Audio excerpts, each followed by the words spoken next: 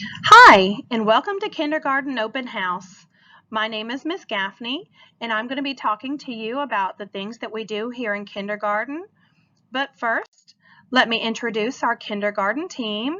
We have Miss Blaywas, Miss Young, Miss Irvis, Miss Gaffney, Miss Sheplock, and Miss Vargas. Miss Sheplock and Miss Vargas are part of our dual language program. So if your child is in their class, they are learning both English and Spanish.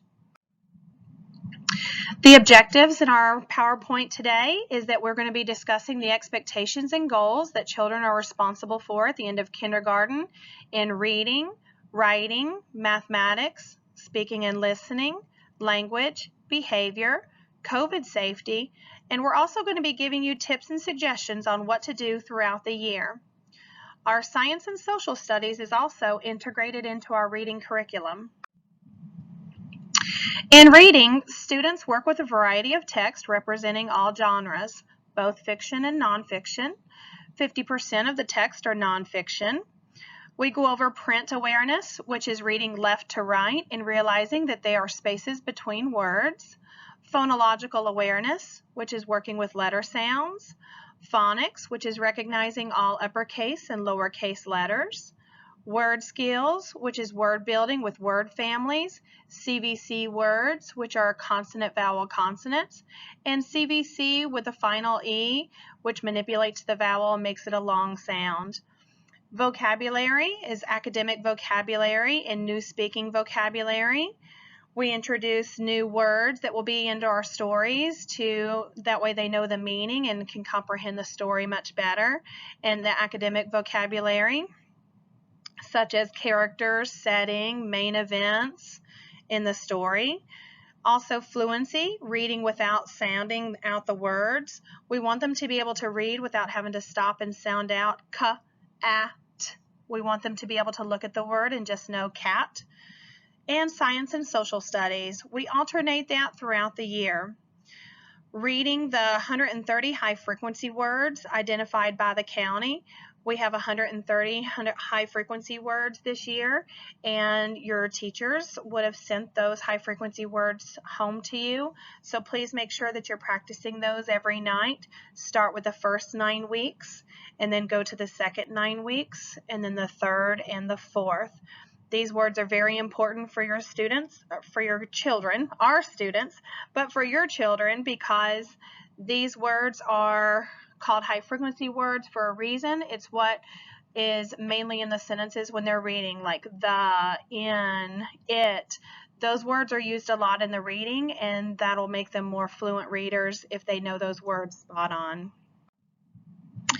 In reading continued, we also go over reading comprehension, story elements, character, setting, and main events in a story. We ask and answer questions about key details in a story.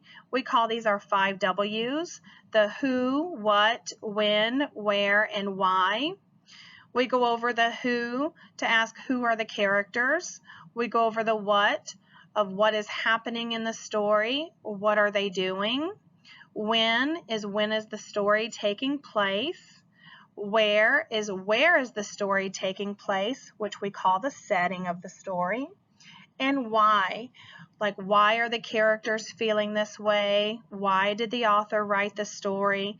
These are questions that you can also ask with your child as you read with them at home. Sequencing, beginning, middle, and end of the story. Main topic and key details. Compare and contrast, telling things of how they are alike and how they are different. Retelling the story using key details.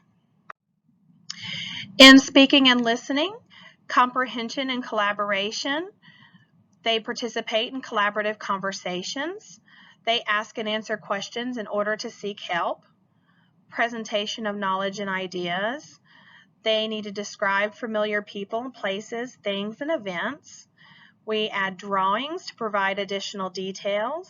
Speak audibly and express thoughts and feelings and ideas clearly. In writing, the children should be able to communicate through drawing, dictating, and writing. They need to be able to use their letters and sounds and high frequency words to write sentences.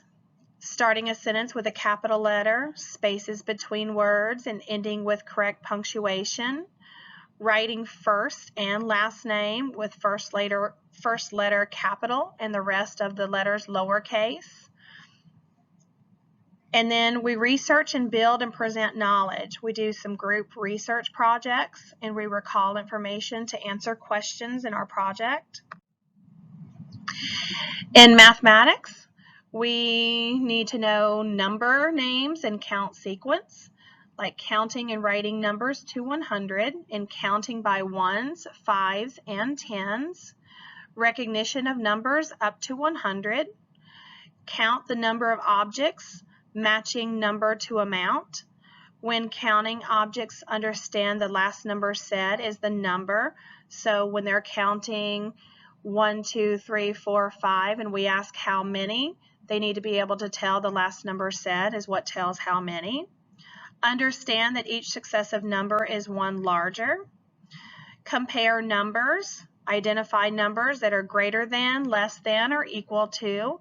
Hopefully you're hearing some of that language already at home because we've already been doing that in the classroom with numbers 0 through 5.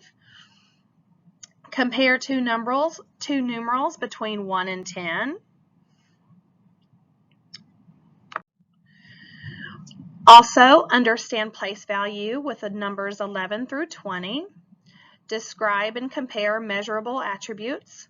Describe using length and or weight. Uses several attributes to describe objects. Classify objects and count numbers in each category. Identify and describe shapes. Describing shapes using the position words. Name shape regardless of orientation. Identify flat 2D shapes and also solid shapes that are 3D. Understand addition and subtraction. Represent addition using objects, fingers, and drawings. Solve basic word problems. Decompose numbers less than or equal to 10. Can identify two numbers needed to make a set of 10. And fluently adds and subtracts within 5.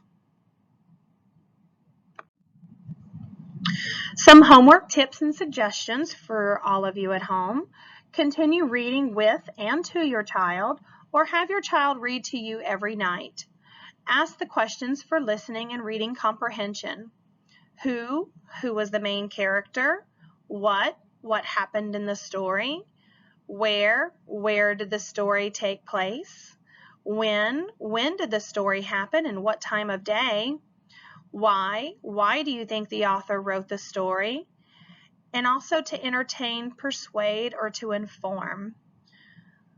How was the problem solved?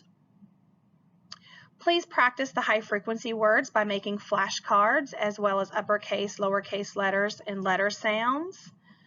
If you need the high frequency word list again, I know that was sent at the very beginning of the year, and you will be getting those words because we assess them halfway through the 9 weeks, and we'll send that home to you, and that way you will know what they're still struggling with halfway through, so that way they can know all of the high frequency words by the end of the 9 weeks. But if you need the whole list again, just go ahead and contact your teacher and we will be more than happy to send that home to you again. Also, make the flashcards with uppercase and lowercase letters and letter sounds as you're flashing the letters and going over the letter sounds at the same time. That will be a lot for the child to be able to see it and say it. That's how our brains work. So just continue using those flashcards if your child is struggling on working on letter recognition and also letter sounds.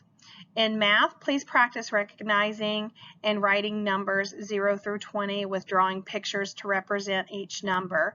And you can also, when you're stopped, if you're in the car and you're driving down the road and you stop at a red light, you can make it a game to where you can count, see how high they can count, and count together in the car until the light turns green. You can also count different things on their plate. If y'all are eating dinner, how many green beans do they have left on their plate? And if they eat 2, how many are left, kind of playing with a little bit of subtraction there.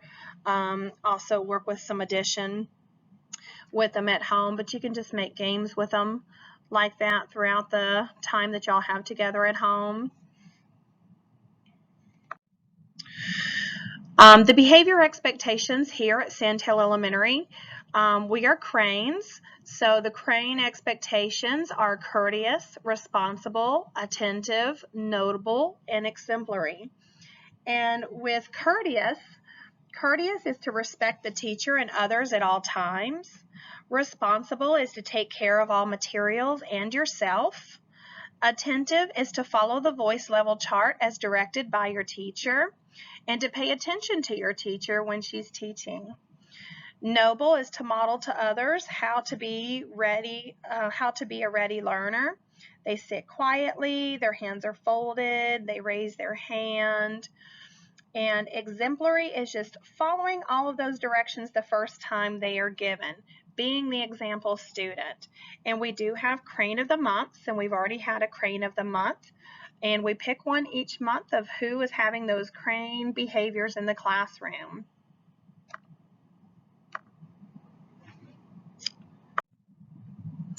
And this is Miss Ruiz. She is our ESE inclusion teacher for kindergarten through 2nd grade. So if your child is receiving ESE services in the classroom, she is the one who is working closely with your child. She has been working and teaching for 20 years. She's taught kindergarten and 1st grade. The students that are in the ESE program could be receiving reading, math, or some social skills from her. And if you have any questions, you can email her at the email located on this slide. We are also working to keeping our Cranes clean and healthy. We are working to keep Sandhill as germ-free as possible. The masks are optional, as you know, and please don't send students to school sick. Washing hands more often. We're hand sanitizing, and hand sanitizer is available throughout the school for the students as well. Students and social distancing as much as possible. And we are getting plexiglass barriers for each student desk, air purifiers in every classroom, and we have already received them this year as well. And that is it. So thank you parents and guardians for attending our kindergarten virtual open house presentation. If you have any questions, please feel free to contact your child's teacher on Class Dojo or by email.